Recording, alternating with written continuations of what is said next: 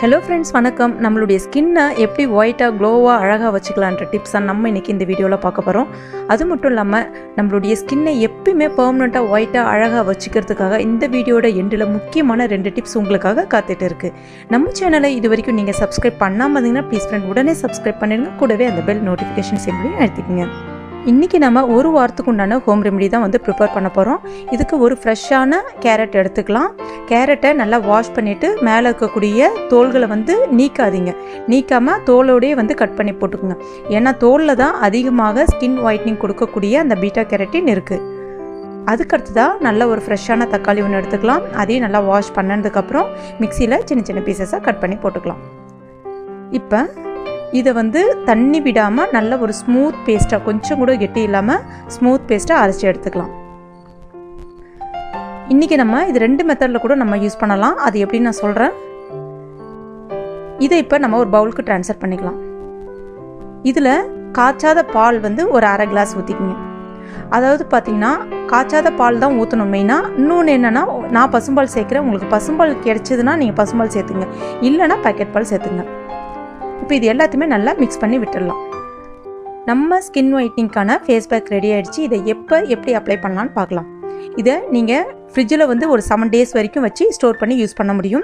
அதுக்கடுத்ததாக இந்த மாதிரி ஒரு சின்ன பவுலில் தான் ஃபஸ்ட்டு எடுத்து வச்சு நீங்கள் யூஸ் பண்ணணும். நேரடியாக அதுலேருந்து எடுத்து பயன்படுத்தாதீங்க. அதுக்கப்புறம் இதை நீங்கள் நைட்டில் தான் அப்ளை பண்ணணும். நைட்டில் அப்ளை பண்ணி, அதாவது ஃபேஸ் வாஷ் பண்ணிவிட்டு அதுக்கப்புறம் நைட்டில் இந்த மாதிரி அப்ளை பண்ணிவிட்டு ஒரு 5 மினிட்ஸ் நல்லா மசாஜ் பண்ணுங்கள். அதுக்கப்புறம் ஒரு 20 நிமிடம் இல்லைனா ஒரு 15 நிமிடம் அப்படியே விட்டுட்டு அதுக்கப்புறம் ஃபேஸ் வாஷ் பண்ணிவிடுங்க. இந்த மாதிரி தொடர்ந்து ஒரு 7 days பண்ணுங்கள். அதுக்கப்புறம் இது நீங்கள் கண்டினியூ பண்ணுறதும் பண்ணாதும் உங்களுடைய இஷ்டம். ஏன்னா அந்த அளவுக்கு ஒரு நல்ல ஒரு ஸ்கின் ஒயிட்னிங்கை கொடுக்கும். அந்த டெட் செல்ஸை ரிமூவ் பண்ணும். இந்த கேரட்டு தக்காளி உங்கள் ஸ்கின்னுக்கு நேச்சுரலான ஒரு ப்ளீச்சிங்கை கொடுத்து உங்கள் ஸ்கின்னுக்கு நல்ல ஒரு பர்மனெண்ட் ஒயிட் கலரை கொடுக்கும். இதே நான் 100 மெத்தடில் பயன்படுத்தலாம்னு சொன்னாலே, அதாவது ஐஸ் கியூப் மெத்தட். இதை நீங்கள் ஐஸ் கியூப் ட்ரேயில் ஊற்றிட்டு கூட டெய்லி ஒரு ஐஸ் கியூப் இதை நீங்கள் ஃபேஸில் அப்ளை பண்ணலாம். அந்த மாதிரி பண்ணும்போது இன்னும் உங்களுக்கு இன்ஸ்டண்ட்டான நல்ல ரிசல்ட்டை கொடுக்கும். நான் எப்பயுமே ஐஸ் கியூப் மெத்தடுக்கு ஃபஸ்ட்டு ப்ரிஃபரன்ஸ் கொடுப்பேன். ஏன்னா பொதுவாகவே ஐஸ் கியூப்பில் மசாஜ் பண்ணும்போது நேச்சுரலாகவே உங்கள் முகம் நல்ல ஒரு பொலிவை கொடுக்கும், பெர்மனெண்ட்டான ஒரு பொலிவையும் கொடுக்கும். அதுக்கப்புறம் இதை பண்ணதுக்கப்புறம் என்ன பண்ணுங்கன்னா, அலோவேரா ஜெல் இருந்துச்சுன்னா அப்ளை பண்ணிவிட்டு நீங்கள் நைட்டில் படுத்து தூங்கிடலாம். இந்த மாதிரி நீங்கள் ரெகுலராக பண்ணிட்டு வரும்போது உங்களுடைய ஸ்கின்னோட கலரை எப்பயுமே பெர்மனெண்ட்டாக ஒயிட்டாக அழகாக வச்சுக்க முடியும். ஃப்ரெண்ட்ஸ், இப்போ நம்ம எக்ஸ்ட்ரா டிப்ஸ் பார்க்கலாம். அதாவது உங்களுடைய ஸ்கின்னை எப்படி பெர்மனெண்ட்டாக ஒயிட்டாக க்ளோவாக அழகாக வச்சுக்கலான்ற டிப்ஸ் தான் பார்க்க போகிறோம். கேரட்டில் அதிகமான பீட்டா கேரட்டின் இருக்குது. டெய்லியுமே 2 கேரட், ஃப்ரெஷ்ஷான கேரட் தோல் நீக்காமல் அப்படியே பச்சையாக சாப்பிட்டுட்டு வாங்க. ஒரு 15 நாளில் உங்களுடைய ஸ்கின்னோட கலரில் சேஞ்சஸ் இருக்கிறத, அதுவும் பெர்மனெண்ட்டாக இருக்கிறத உங்களால் உணர முடியும்.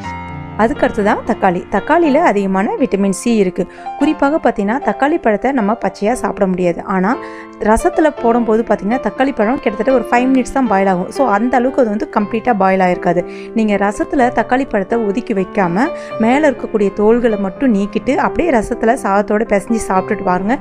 தொடர்ந்து அந்த மாதிரி சாப்பிட்டுட்டு பாருங்கள். ஒரு 15 நாளில் உங்களுடைய ஸ்கின்னோட கலரில் நல்ல ஒரு க்ளோ ஒயிட் இருக்கிறத உங்களால் உணர முடியும். இதே நீங்கள் கண்டினியூ பண்ணுங்கள். கண்டினியூ பண்ணும்போது பெர்மனெண்ட்டாகவே உங்களுடைய ஸ்கின்னோட கலர் நல்லா ஒயிட்டாக அழகாக இருக்கும். அதுக்கு அடுத்ததாக பார்த்தீங்கன்னா கிரேப்ஸ் கருப்பு கலர் கிரேப்ஸ், அந்த பிளாக் கிரேப்ஸ் இருக்கு இல்லையா, அது எப்பயுமே உங்கள் ஸ்கின்னுக்கு நல்ல ஒரு பிரைட்னஸ் கொடுக்கும். ஸோ கருப்பு கிரேப்ஸ், அப்புறம் அரைக்கீரை, அப்புறம் மஞ்சள் கரிசலாங்கண்ணி கீரைன்னு இருக்கும். அது வாரத்தில் ஒரு தடவை சேர்த்துக்குங்க. அந்த மாதிரி சேர்த்துக்கும் போது உங்களுடைய ஸ்கின்னு எப்பயுமே நல்லா மினுமினுப்பாக ஷைனிங்காக அழகாக இருக்கும். இந்த டிப்ஸ் எல்லாமே உங்களுக்கு பயனுள்ளதாக இருந்திருக்கும் நினைக்கிறேன். பயனுள்ளதாக இருந்துச்சுன்னா இந்த வீடியோவை லைக் பண்ணுங்கள், ஷேர் பண்ணுங்கள். மேலும் இது போன்ற தகவலுக்கு நம்ம சேனலை மறக்காமல் சப்ஸ்கிரைப் பண்ணுங்கள். தேங்க்யூ.